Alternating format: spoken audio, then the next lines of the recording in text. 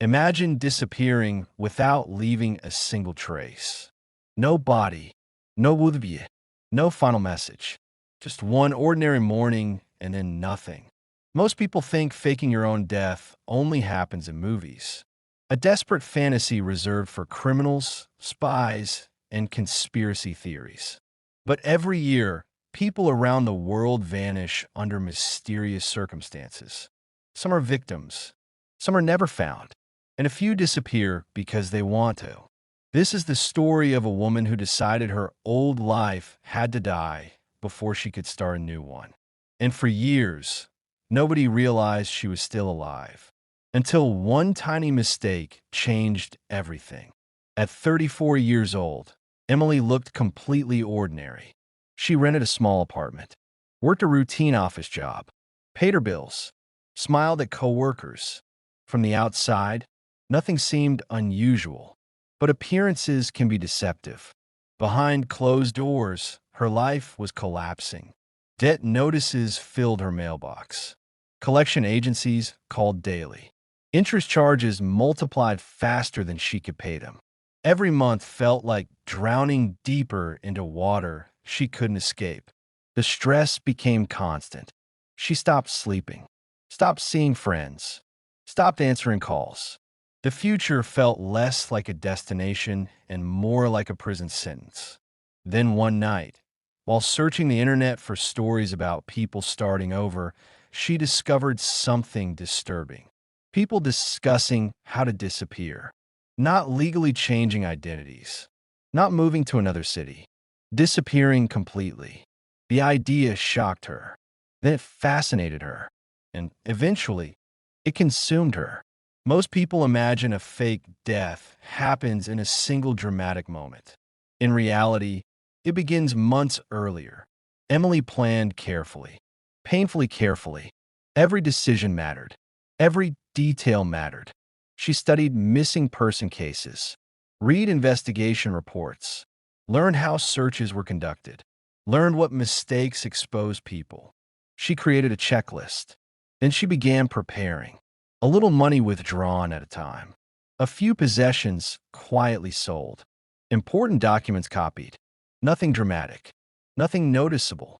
She wanted everything to look normal. That was the key. If people notice change, they might remember it later. And memories solve mysteries. For nearly 4 months, she prepared. Then came the day she had chosen. A cold Tuesday morning. The day Emily vanished. Her car was found near a river. The driver's door was locked. Her phone remained inside. A jacket lay near the shoreline. Police arrived within hours. Search teams followed. Divers entered the freezing water. Boats scanned the riverbanks. Helicopters searched overhead. News stations reported the disappearance. Family members pleaded for information. Days passed, then weeks. Nothing. No body. No weakness. No evidence. Eventually, investigators reached the most likely conclusion: accidental drowning. Tragic, but plausible. The case slowly faded from public attention. People moved on. Life continued. And Emily? She was already hundreds of miles away. Alive. Watching the story unfold from a distance. Starting over sounds exciting. In reality, it was terrifying. Every stranger felt dangerous.